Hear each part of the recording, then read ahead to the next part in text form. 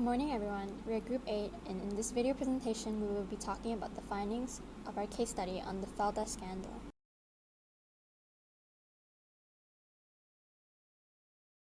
Hello everyone, my name is Kadirisan from Course BIA.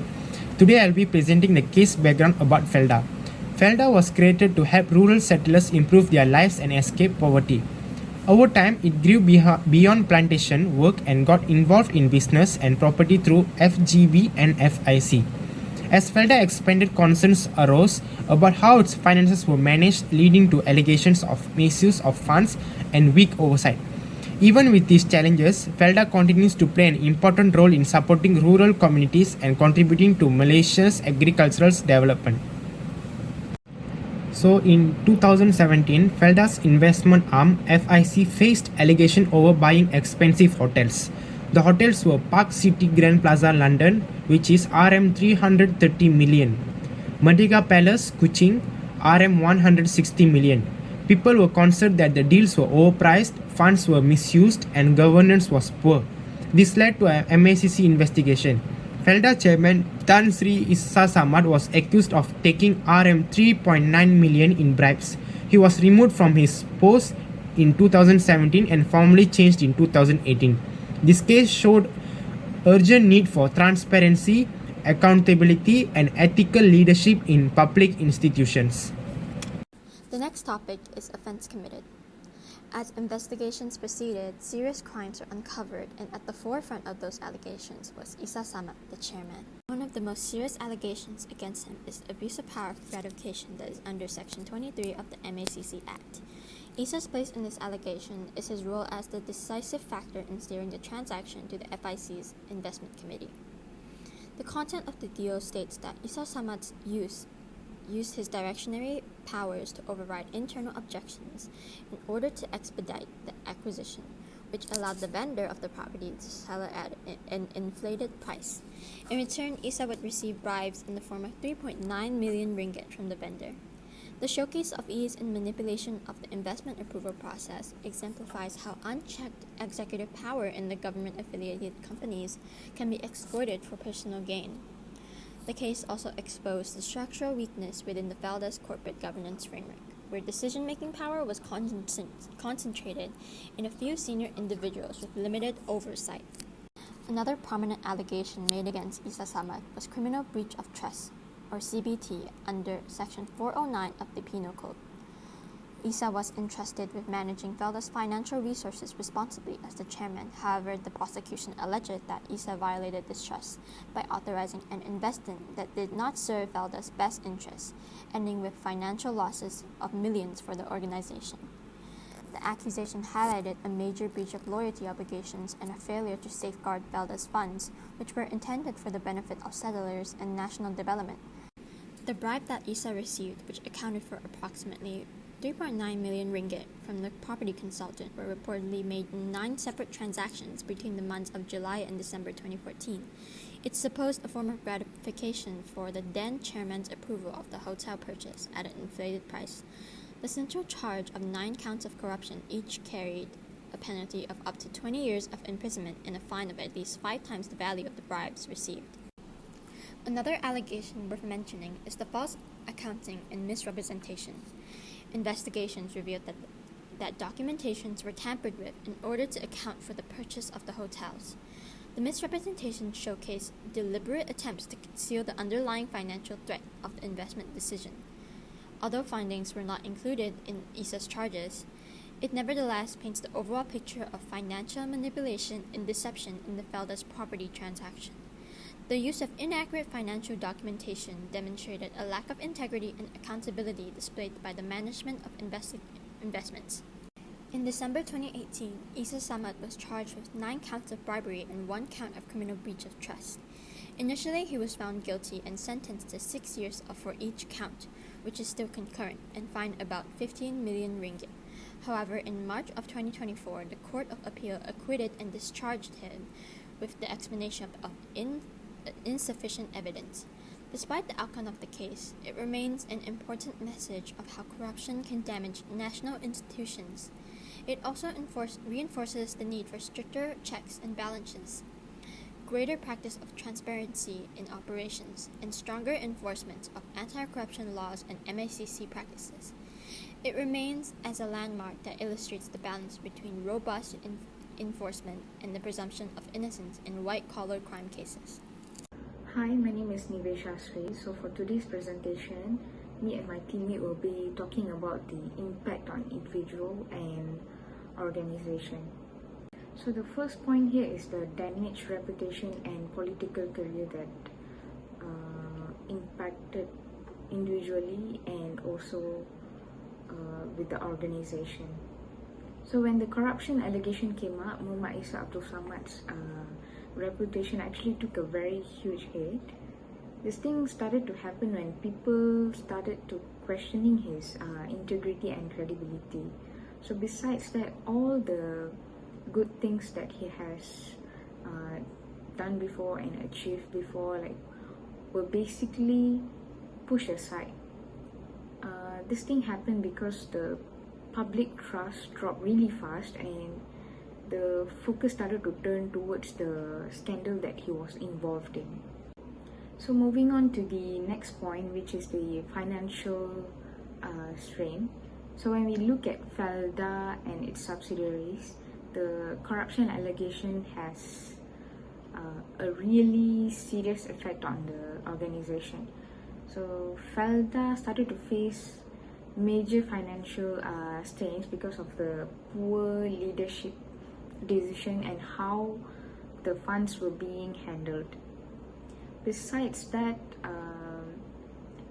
the losses from mismanagement and risky investment didn't just affect the organization, but it also impacted the settlers who relied on Felda for their income and stability. So it was not just a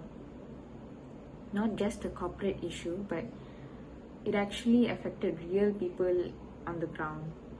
So the public trust also started to drop because of the lack of transparency and the misuse of funds. So this put pressure on the government finances as Felda struggled to maintain its operation and long-term sustainability. And then, on top of that, I would say the stakeholder and investors also started to lose their confidence because this made it harder for Felda to secure funding, whether for daily operation or future development project. And overall, the scandal created a ripple effect that weakened the organization from multiple angles. And that's all from me, and I'll pass it to the next person to continue. Next, I will explain how the Felda Global Ventures scandal disrupted operation and delayed development within Felda Investment Corporation or FIC. After the scandal was exposed, many of FIC's major investment projects were interrupted. This was because investigation and audits had to be carried out by the authorities. As a result, several projects were either delayed, suspended, or reviewed. One of the key issues was the mismanagement related to the hotel acquisition. These irregularities caused financial losses and reduced the effectiveness of the organization. Due to this disruption, FIC's overall performance declined and investor confidence also dropped. The scandal forced FIC re-evaluate several ongoing projects, slowing down expansion, planning, and effective Felda's overall financial stability. In short, the scandal created significant operational obstacles, delaying FIC's progress and weakening the development goals. For section 3.4, I will discuss how the scandal affected the corporate image and reputation of Felda and FIC. The scandal severely damaged both organizations' reputation as trusted government-linked companies. When issues of mismanagement, corruption, and lack of transparency were revealed, public confidence in Felda's leadership weakened. The coverage also played a major role in shaping public perception. The frequent negativity reporting portrayed Felda as an example of poor governance within GLCs. This not only affected how the public viewed Felda, but also discouraged investors and potential partners from getting involved in future projects. Because of the negative image, Felda and FICs face the long-term challenge of rebuilding trust among settlers, stakeholders, and the general public. Restoring their reputation required a strong effort from both management and the government. Hi, I'm Srivartani Rajendran. Today I'm going to present the lesson learned from this case study. This lesson learned highlight the key issues surrounding leadership integrity, transparency, accountability, and the role of enforcement agency in preventing corruption. The first point is the consequences of abusing power. Muhammad Isa Abdul Samad's case clearly shows how abusing power for personal benefit can lead to very serious consequences. He faced imprisonment, heavy fines, and permanent damage to his reputation and career. When leaders misuse their authority, they break the trust placed in them by public. This is not only affect the individual but also weakens confidence in government institutions. The case reminds us that leadership must always be guided by integrity and responsibility. Next, this case also highlights why transparency and accountability are essential in every decision made by public officials. Government leaders must act honestly and follow good governance practices to ensure power is not misused. The role of MACC in this case shows how effective enforcement is important. Their actions demonstrate that corruption will be investigated regardless of a person's status. Strong enforcement help rebuild public trust and support a culture of integrity within government system. The Felda scandal shows that no one is above the law, even people in very high positions. Even though Isa Samad was punished, the case also showed bigger problems in how government linked companies are managed. It revealed weak monitoring, poor checking systems, and not enough supervision. Because of this weakness, the wrongdoing was not noticed earlier. This shows that the system needs to be improved to stop similar cases in the future. To prevent this, we need stronger rules, better controls, and more transparency. By improving the anti corruption system, the government can protect public money, rebuild trust, and create a cleaner and more responsible system for the future. Now, moving to the last point of my lesson learned. In this case, the Malaysian Anti Corruption Commission or MACC played an important role in looking into the corruption in FIC and FGB. They carried out proper investigation, did raids, and arrested people involved. This showed that MICC is serious about justice and transparency.